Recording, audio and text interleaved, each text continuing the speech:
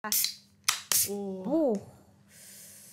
Halo Soulmate, balik lagi di podcast bersama saya Meta Bara Brutu. Nah, hari ini kita kedatangan mahasiswi cantik ya. Halo. Halo Bu, terima kasih atas kesempatannya. Sama-sama. Jadi coba silahkan kamu berkenalan dulu nih sama teman-teman. Sapanya Soulmate. Oke. Halo Soulmate. Sebelumnya terima kasih Bu Meta udah ngasih kesempatan saya buat di sini. Perkenalkan, nama saya Belante Cantika, mahasiswi bisnis digital tahun 2022. Oke, panggilannya Bella. Tadi sebenarnya saya tuh sudah sempat ngobrol dengan mahasiswa yang lain gitu ya, dengan kelompok yang lain, tapi belum ada yang bawain saya packagingnya langsung, produknya langsung gitu ya. Tapi saya langsung tertuju dengan produknya. Tertuju karena merah-merah ya Bu. Betul, nyala banget ya Bu. Nyala banget ya karena kan. hari ini tuh super ceria harinya. Saya tuh pengen buat Ibu lebih menyala lagi biar lebih semangat. Oke, menyala gitu ya. Oke, ini apa nih? Coca-Cola. Ibu kan pasti udah minum banyak, udah ngomong banyak nih, pasti aus banget kan Bu. Nah, boleh kita minum dulu kali ya Bu? Oke, jadi saya buka ya. Buka. Bismillahirrahmanirrahim. Bismillah. Ya, kita coba minum ya. Ini saya minum ya. Boleh Bu. Gratis berarti ya? Gratis, Jangan nanti saya langsung bayar nih. Bayarnya pakai nilai UTS bagus aja Bu. Bisa aja nih Bella. Bismillahirrahmanirrahim. Bismillah. Wah, seger banget Bu, seger Bu. kebetulan saya dari TK belum minum. Waduh, pantesan agak serak-serak basah tadi suaranya. Gitu ya, sekarang gitu kan. Oke, By the way, Ibu kayak pernah kepikiran nggak, kenapa nih kita kan variannya sama nih Bu, Coca-Cola nih Bu. Oh iya sih. Iya kan? Tapi benar. kenapa kemasannya berbeda Bu? Ya, ini lebih besar, ini lebih kecil, ini lebih mahal.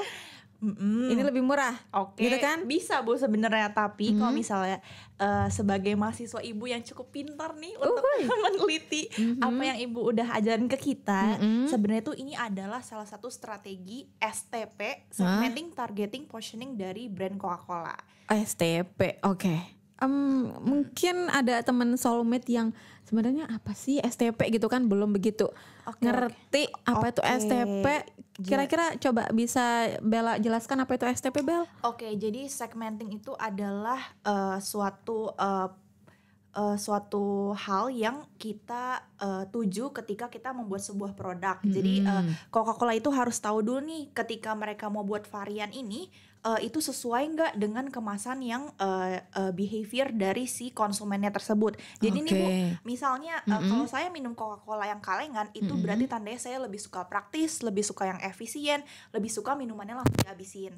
Nah, biasanya yang minuman ini tuh adalah orang-orang yang ke konser atau misalnya bepergian jauh. Oke. Itu. Nah, sementara kalau misalnya Ibu minum yang kayak botolan, apa bisa ditutup lagi atau yang literan sekaligus, itu biasanya yang mau kumpul-kumpul keluarga atau yang mau diseduh aja pakai es, jadi nanti bisa ditutup lagi Bareng-bareng. Ya, lebih ekonomis juga Bu pakai botol gitu. Nah, kalau dari yang disampaikan oleh Bella itu kan mengenai karakteristik dari produk yang dibuat gitu ya, untuk konsumen yang seperti ini, gitu ya.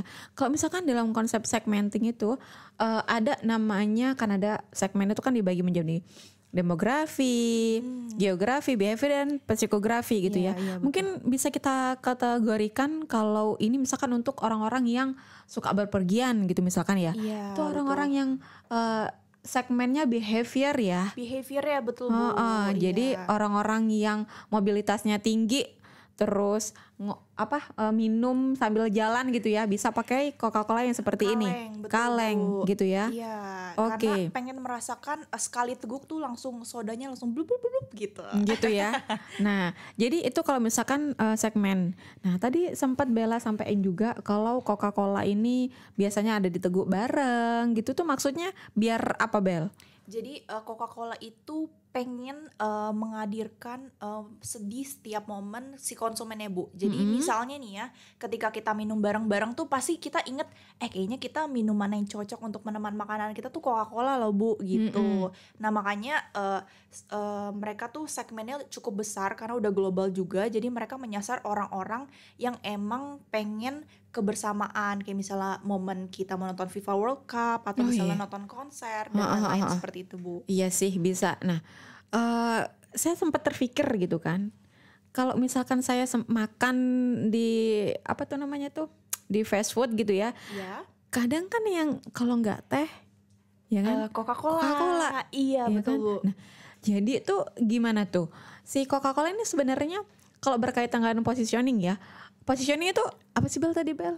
Positioning itu lebih ke memposisikan ketika kebutuhan si konsumen tuh seperti apa Bu. Misalnya nih kalau misalnya di McDonald itu Ibu pernah berpikiran nggak Bu? Kalau misalnya nggak pernah ada refill, sedangkan di restoran Wingstop tuh bisa refill makanannya, minumannya sorry, Coca-Cola. Iya sih, iya lagi ya. Iya kan Bu. Nah kalau Nggak pernah terpikir sih kenapa nggak- ya? Padahal kan harganya lumayan mirip-mirip ya kan Bu, Mirip harganya. sih, Iya. sama-sama fast food kan, Nah, kenapa ya? Nah sebenarnya kalau tadi kan kita bahas B2C-nya atau customer kan Bu positioning-nya. Sedangkan kalau misalnya B2B-nya itu kita tahu nih kalau McDonald itu biasanya lebih banyak drive-thru kan Bu. Betul. Jadi minumannya itu Coca-Colanya langsung diminum ketika berpergian. Jadi kayak mereka stay di McDonald tuh nggak lama-lama. Sedangkan kalau misalnya di Wingstop itu mereka malah memanfaatkan momen lamanya itu untuk refill. Jadi ketika mereka lagi nunggu refill, itu mereka beli makanan lagi Bu di Wingstop. Seperti Oke, itu. jadi berarti secara nggak langsung ya. Padahal sebenarnya kalau mungkin ya kalau misalkan saya punya perusahaan Coca-Cola gitu ya, kalau misalkan saya mau jualnya itu ke perusahaan B2B gitu, ya udah perilakunya sama gitu ya. Tapi ternyata di sini ada peran juga si bisnis tersebut untuk ngontrol ya. Kayaknya nih kalau di tempat saya kan maunya orang-orang tuh beli sekali aja terus nggak stay lama-lama gitu ya. Iya. Itu bisa juga melalui makanan minum yang dijual gitu ya. Iya Bu, betul sekali. Oke. Mungkin kayak terdengarnya kayak rugi kali ya kalau Iya. misalnya refill terus. Tapi ternyata menurut survei atau misalnya jurnal-jurnal yang udah dilakuin sama Wingstop juga, itu malah meningkatkan salesnya mereka untuk makanannya mereka Bu, karena Coca-Cola ini. Oke, Iya, jadi Bu. sebenarnya Coca-Cola itu ya udah sebenarnya kita tuh bisa untuk B2C dan juga untuk B2B gitu ya. Betul. Tapi sebenarnya pengen dikenal seperti apa sih Coca-Cola itu? Coca-Cola itu bisa dibilang mereka tuh posesif loh Bu sama konsumennya. Waduh, soulmate dibilang posesif maksudnya gimana tuh? Jadi tuh mereka mau ada di setiap momen konsumennya Bu. Oh, maksudnya kalau kayak berteman harus sama saya terus Iya, gitu. betul. Iya. Jadi tapi ini kalau misalkan ngingetin ke minuman teh gitu juga nggak sih kan? Minuman teh ya, yang apapun makanannya. Oh, tip.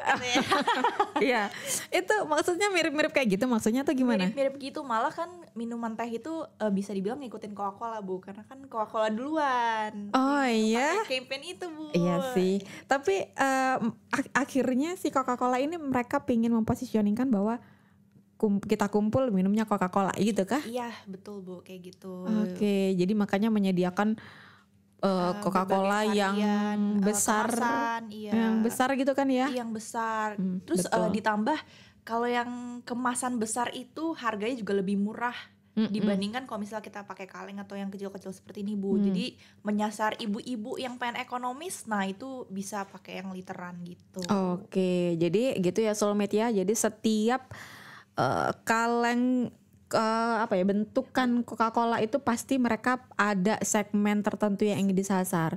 Kalau misalkan contohnya yang besar tadi tuh kayak misalkan ibu-ibu mungkin ya yang memiliki anggota keluarga banyak gitu ya, itu belinya yang besar gitu ya. Kalau misalkan pengennya yang sekali teguk, pingin sambil jalan pakai yang kaleng.